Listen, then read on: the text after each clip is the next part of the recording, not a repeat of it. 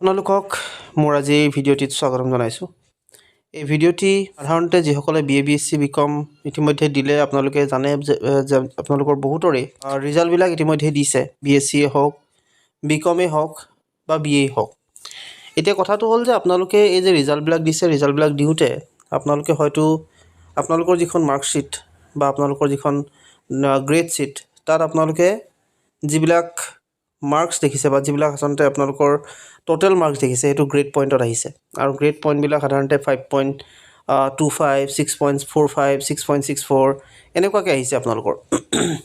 এতিয়া এই grade পইণ্টবিলাক আপোনালোকেনো percentage পাইছে কেনেকৈ বা কিমান পাৰ্চেণ্টেজ হ'ব সেই কথাখিনি জানিবৰ বাবে আপোনালোকে যদি ভাবিছে তেতিয়াহ'লে আচলতে এই গোটেই প্ৰচেছটোৰ আচলতে আপোনালোকৰ যিটো কৰাৰ ধৰণটো সেইটো হৈছে কেনেকুৱা যে আপোনালোকে যিটোৱে পইণ্ট পাইছে তাৰ লগত ইনটু 10 যদি কৰি দিয়ে তেতিয়াহ'লে আপোনালোকৰ পাৰ্চেণ্টেজটো গম পাব। অৰ্থাৎ আপোনালোকে যিয়ে নাপাওক সেই পইণ্টটোৰ লগত সেই CGPAৰ যিটো পইণ্ট বা SGPAৰ যিটো পইণ্ট সেই পইণ্ট গ্ৰেড পইণ্টটোৰ লগত ইনটু 10 কৰি দিব। ইনটু 10 কৰি দিয়া মানে আপোনালোকৰ যিটো পাৰ্চেণ্টেজ সেইটো আপোনালোকে গম পাই যাব। ধৰি লওক আপোনালোকে যদি CGPA বা SGPA 5.25 পাইছে তেতিয়াহ'লে আপোনালোকে সেই 5.25ৰ লগত যদি 10 পূৰণ কৰে তেতিয়াহ'লে আপোনালোকৰ হ'ব 52.5 হ'ব। আৰু যদি আপোনালোকে ধৰক 6.46 পাইছে তেতিয়াহ'লে আপোনালোকৰ যদি পূৰণ 10 কৰে মানে 10 যদি আপোনালোকে পূৰণ কৰি দিয়ে তেতিয়াহ'লে হ'ব 64.5%। চ' এনেকৈ আপোনালোকে আচলতে আপোনালোকৰ যি পাৰ্চেণ্টেজবিলাক উলিয়াব পাৰে।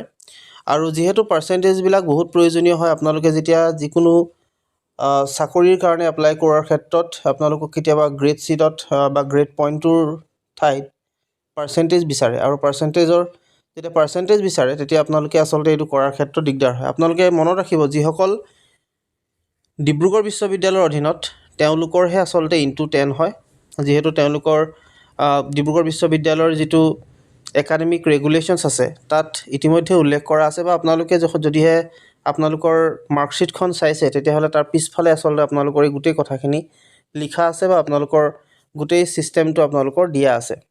সেইটো আপোনালোকে পঢ়ি চালেও হয়তো আপোনালোকে গম পাব, বা যদি পঢ়িও চোৱা নাই তেতিয়াও আচলতে আপোনালোকে এইটো গম পাব যে যিটো আপোনালোকৰ গ্ৰেড পইণ্ট হয় তাৰ লগত ইনটু 10 কৰাৰ লগে লগে আপোনালোকৰ যিটো পাৰ্চেণ্টেজ সেইটো আপোনালোকে গম পাব।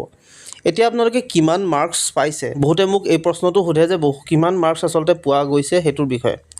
ইয়াত আপোনালোকে কিমান মাৰ্কছ পাইছে সেইটো জানিবৰ বাবে আপোনালোকৰ টোটেল যি পেপাৰ বা টোটেল যি আপোনালোকৰ যিখিনি ক্ৰেডিট সেই ক্ৰেডিটখিনি আপোনালোকে জানিব লাগিব। আৰু ক্ৰেডিটখিনিৰ ওপৰত বেছ কৰি কিনে আপোনালোকে সেই ক্ৰেডিটটোৰ ওপৰত আপোনালোকে যিটো ক্ৰেডিট পাইছে সেই দুইটাকে ডিভাইড কৰি দিলে আপোনালোকে যিটো পাব সেইটো হ'ব আপোনালোকৰ টোটেল মাৰ্কছ।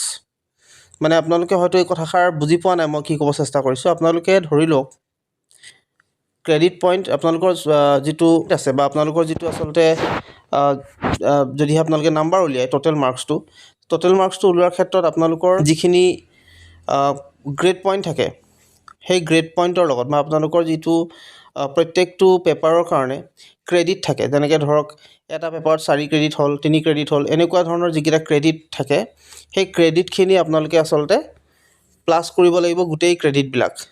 যদি আপোনালোকে 6 ছেমিষ্টাৰৰ যিসকল এবাৰ পাইছেগৈ তেওঁলোকে যদি ভাবিছে যে 5th ছেমিষ্টাৰলৈকে কিমান হৈছে তেনেহ'লে আপোনালোকে গোটেই ক্ৰেডিটখিনি আপোনালোকে কমপ্লিট কৰিব, এইখিনি প্লাছ কৰি দিব। আৰু প্লাছ কৰাৰ পাছত আপোনালোকে যিটো টোটেল আপোনালোকে যিটো পাইছে আচলতে অৰ্থাৎ 4 ক্ৰেডিটৰ যদি পেপাৰখনত আপোনালোকে যিটোৱে পাইছে সেই মাৰ্কছটোক আপোনালোকে ডিভাইড কৰি দিব, যিমানটো পাব সেইটো আপোনালোকৰ টোটেল মাৰ্কছ ওলাব। গতিকে এনেকৈ আপোনালোকে কৰিব লাগিব। আৰু ইয়াৰ কাৰণে আচলতে এটা থিয়ৰিও আছে, এটা আচলতে আপোনালোকৰ গোটেই সূত্ৰ আছে। মই ভিডিঅ'ত মানে নেক্সট যিটো ভিডিঅ' আচলতে আপোনালোকক বনাম বা আপোনালোকক কিছুদিনৰ পিছত যদি ভিডিঅ' বনাওঁ তেতিয়াহ'লে আপোনালোকক এই যিটো মাৰ্কছ ওলোৱাৰ যিটো ছিষ্টেম সেইটো কেনেকুৱা হ'ব সেইটো আপোনালোকক দেখুৱাবলৈ চেষ্টা কৰিম।